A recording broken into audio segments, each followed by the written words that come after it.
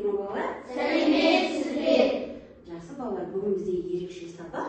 Сол үшін сыныпта жақсы көңіл күйде отыру үшін, бір-бірімізге жақсы көңіл күй тудыру үшін осы бір өлеңді барлығымыз бірге айтып шығайық. Ал кеттік. Шырылдады қоңырау, біз сабақты бастаймыз. Партамызға отырып, өзара сөз тастаймыз. Жаңа білім алуға алға қадам жасаймыз. Өте тамаша. Отыра қойыңдар. Ал балалар, ең бірінші сабағымызды бастамас үшін бұрын біз алдыңғы сабаққа көңіл бөліп алайық, яғни үй тапсырмасын тексеріп алайық. Миға шабу. Қазір барлығымыз бірге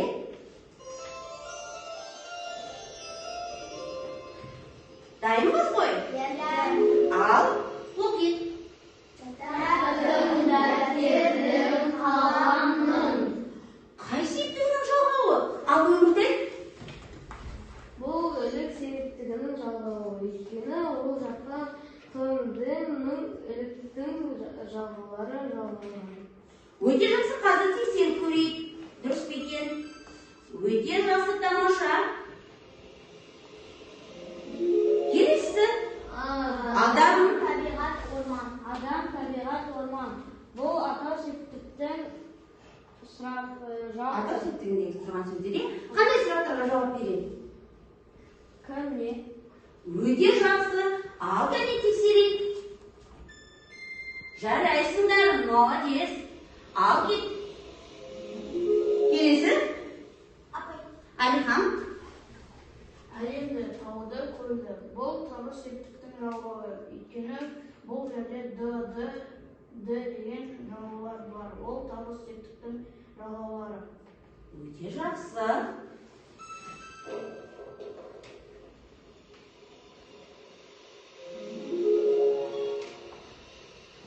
Айым.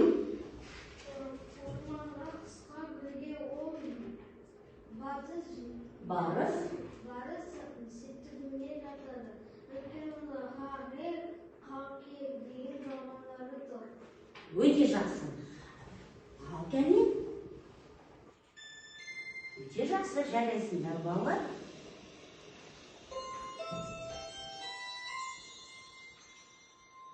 Кәне бір-бірімізге үш шапалақ арқылы қалыптастық. Балалар жатады. Өте жақсы, тамаша. Қандай ақылды балалар. Ал балалар. Не дейді? Кел, табалай. Қазір мен сендерге сөз жұмбақ береміз. Топ болып, тез арада жасай қояйық.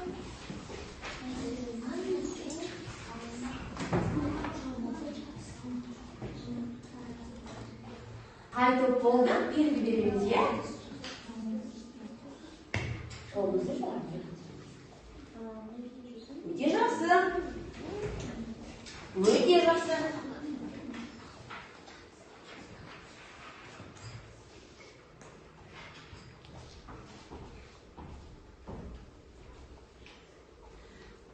Болды ма? Ал кәне. Қандай сөз жасырылған екен? Ендеше балалар, өте жақсы. Біздің келесі өтетін тақырыбымыз қандай септік екен? Жатты септігі екен. Жарайсыңдар балалар. Балалар, осы тапсырмаларды, жатты септігінде берілетін тапсырмаларды орындамас бұрын мен сендерге бағалау парағын таратып берейін. Бұл бағалау парағы мұнда жұмыс түрлері берілген. және астында балдар. Бір қатеге қанша бал қоямыз? 4 бал, 2 қатеге 3 бал, 3 қатеге 2 бал, 4 қате болса 1 бал, ешқандай қатесіз болса, барлығы дұрыс болса 5 балдан қояды екенбіз. Топ басшылары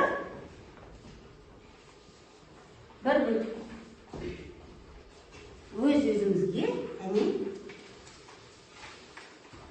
жақсы, ал кәне қарай. Бүгінгі біздің осы тақырып бойынша Қарай, қандай екен? Жатыс септіктің жалғауларын ажыратамыз. Яғни жатыс септігіндегі жалғауларды ажыратады екенбіз сөйлем сөздердің арасында және сөйлемнен жатыс септік жалғауы сөздерді табу. яғни табады екенбіз. Ал ендеше балалар, қазір мына жерге қарайық. Жатыс септігіндегі зат есімдерге кімде, неде, кімдерде, нелерде және қайда деген сұрақтарға жауап береді екен. Септіктің жалғаулары жақсы. Сен маған арба деген сөзді жатыс септігінде септеші. Арба қандай жалғау жалғаған? Жатыс септігінде.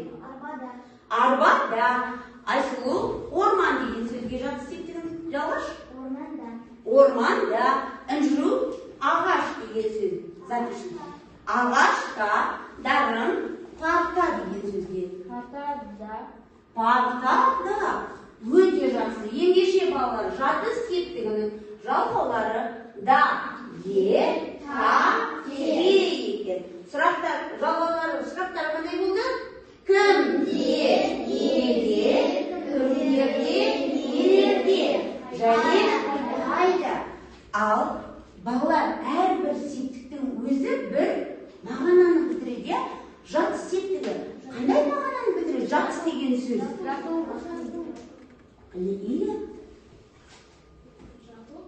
Жату деген мағынаны. Қайда жату және неде жату деген. Өте жақсы. Қазір бізде келесі тапсырма. Ойлан, зерделе, анықта. Яғни біз не істейді екенбіз?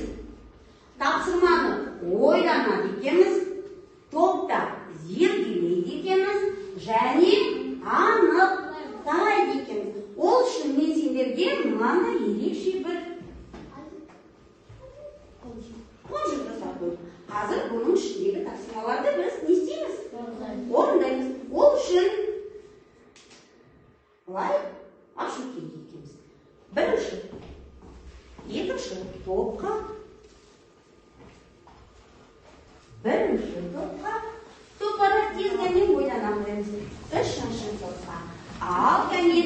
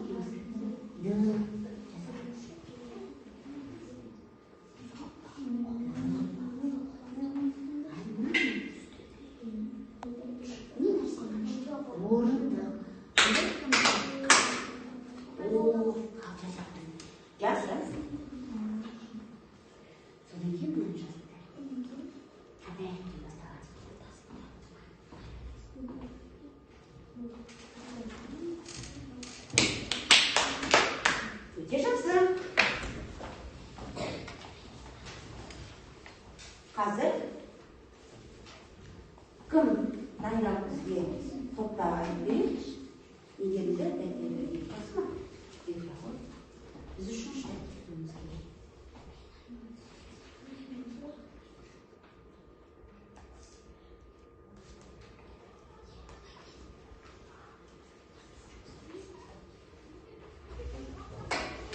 Жақсы.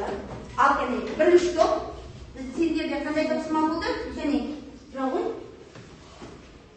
Көп нүктені орнына жарты септік жалғаулардың тиістісін қойып, сөздерді көшіріп жаз. Сөздерге сұрақ қой. Аха, бірінші сөйлемді оқи ғой. Түнде жаңбыр жауды. Жарты септігінде естіп тұрған сөз қайсысы? Түнде. Сұрақ қой. Қашан? Ой. Түнде. Көмектесіңдер? Түнде.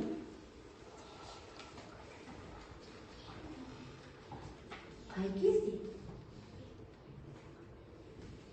Жақсы ойлана ғой. Ал келді. Келесі. Түнде оғы жарты септігінде тұрған сөздерді теріп жаз. Балаларының мінезін түсіндір. Жақсы. Бірінші сөйлемді ғой. Институтта спорт залы бар. Бұл жердегі жарты септік институтта. Сұрақ қой. Қайда? Неге? Өйткені оған да деген жауап байланысты. Өте жақсы. Сұрақ қой. Бірінші сөйлем. Жақшадағы сөздерді қазақ тіліне аударып сөйлемдерді мұсылсыз. Біздің көшеде кітап дүкені бар. Дүкенде Маған орысша тұрған сөз оқышы. На нашей улице біздің дүкенде кітап дүкені бар. Аха. Қай жерде жарты септігінің жалған тұр?